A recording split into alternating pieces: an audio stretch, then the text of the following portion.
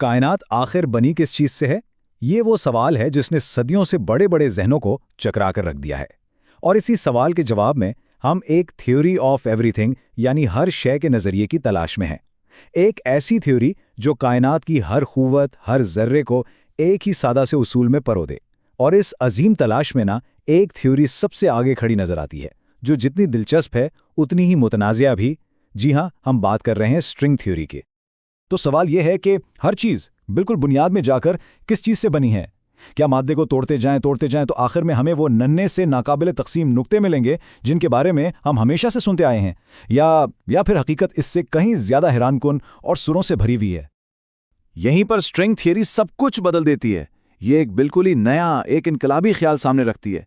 Theory कहती है कि अगर हम किसी भी चीज़ को इतना जूम करें कि उसकी आखिरी हद तक पहुंच जाएं, तो वहां हमें वो नुक्ते वाले ज़र्रात नहीं मिलेंगे। नहीं, बल्कि हमें मिलेंगे तवानाई के नन्हे मुन्ने थरथराते हुए धागे, कायनात के वो साज जिनके सुरों से हकीकत की ये सारी मौसीकी तरतीब पा रही है।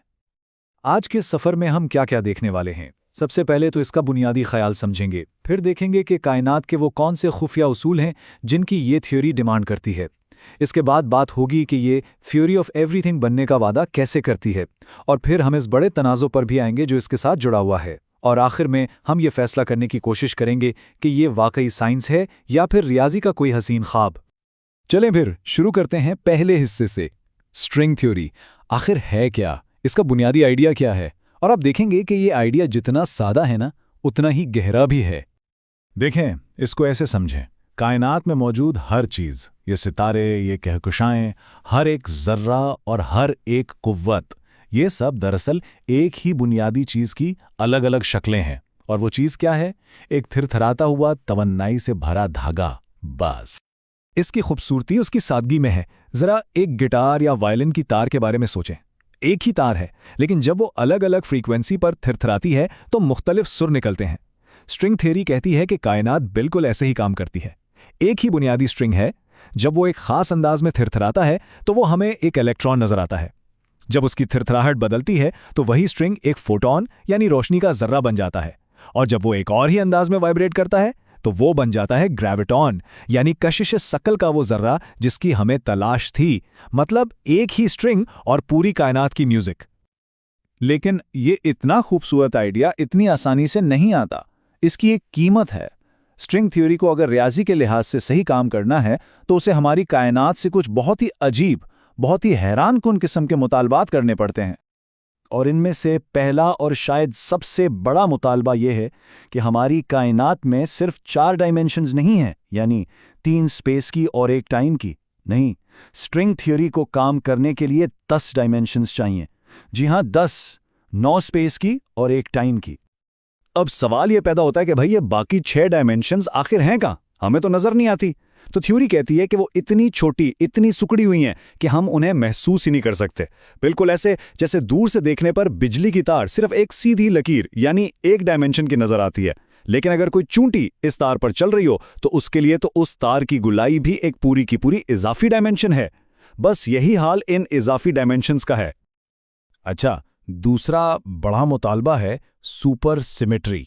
ये एक बहुत ही गहरा आइडिया है जिसके मुताबिक फितरत में एक ज़बरदस्त किस्म का तवाज़ुन छुपा हुआ है। ये कहता है कि कायनात में मौजूद हर जर्रे का एक जुड़वां लेकिन भारी सुपर पार्टनर भी मौजूद होना चाहिए। इससे थ्योरी की रियाजी तो बहुत खूबसूरत और मुतवाज़न हो जाती है, लेकिन एक छोटा सा मसला है। आज तक की तमाम तर कोशिशों के बावजूद हमें इनमें से एक भी सुपर पार्टनर नहीं मिला है। तो फिर सवाल यह है कि इतनी अजीबो-गरीब शर्तों के बावजूद आखिर फिजिक्स के माहिरीन इस थ्योरी के पीछे दीवाने क्यों हैं? आखिर इसमें ऐसा क्या है? जवाब है इसका अजीम वादा। ये वादा कि ये फिजिक्स के सबसे बड़े, सबसे गहरे मसाइल को हल कर सकती है। और इसकी सबसे बड़ी, सबसे शानदार कामयाबी क्या है? वो ये कि स्ट्रिंग थ्योरी वो काम करती है जो आज तक कोई और थ्योरी नहीं कर सकी। ये आइंस्टाइन की ग्रेविटी को क्वांटम मैकेनिक्स की अजीब दुनिया के साथ जोड़ देती है। पहली बार हमारे पास एक ऐसा फ्रेमवर्क आया है जो कायनात की चारों बुनियादी कुव्वतों को एक ही छत के नीचे ले आता है। ये तो जैसे फिजिक्स का होली ग्रेल है, एक सच्ची थ्योरी ऑफ एवरीथिंग का ख्वाब। लेकिन हर अच्छी कहानी में एक ट्विस्ट तो होता है ना। इस सारी खूबसूरती और इन तमाम वादों के बावजूद स्ट्रिंग थ्योरी को कुछ बहुत ही संगीन मसाइल का सामना है। ऐसे मसाइल जिन्होंने पूरी साइंसी दुनिया को दो हिस्सों में बांट कर रख दिया है। सबसे बड़ा मसला, हम उसे टेस्ट ही नहीं कर सकते। जरा इस चार्ट पर नजर डालें।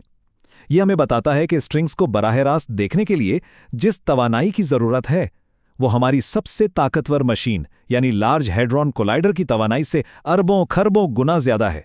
ये फर्क कितना बड़ा है कि इसका तस्वुर करना भी मुश्किल है।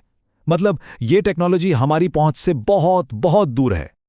और यहीं से एक बहुत बड़ा फलसफियाना मसला खड़ा होता है।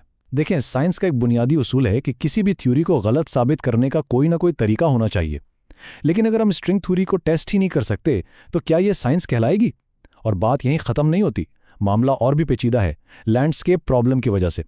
ये थ्योरी सिर्फ एक कायनात की पेशगोई नहीं करती, बल्कि 10 की ताकत 500 यानी 1 के आगे 500 सिफर इतनी मुमकिना कायनातों का एक लामुतनाही मंजरनामा पेश करती है। अब इतने सारे ऑप्शंस में से ये बताना कि हमारी कायनात ऐसी क्यों है तकरीबन नामुमकिन हो जाता है। तो अब सवाल ये है कि हम कहाँ खड़े हैं? क्या स्ट्रिंग थ्योरी वाकई कायनात का सबसे बड़ा राज है, या ये सिर्फ रियाजी का एक बेहद खूबसूरत ख्वाब है जिसका हमारी असली दुनिया से कोई लेना देना नहीं? इस बात को समझने के लिए जरा इसका मुवाजना एक और थ्योरी से करते हैं जिसका नाम है लूप क्वांटम ग्रेविटी। अब यहां देखें, लूप क्वांटम ग्रेविटी का मकसद थोड़ा महदूद है। वो सिर्फ ग्रेविटी को समझाने की कोशिश करती है, और वो भी हमारी जानी पहचानी 4 डायमेंशंस में। जबकि स्ट्रिंग थ्योरी का ख्वाब बहुत बड़ा है।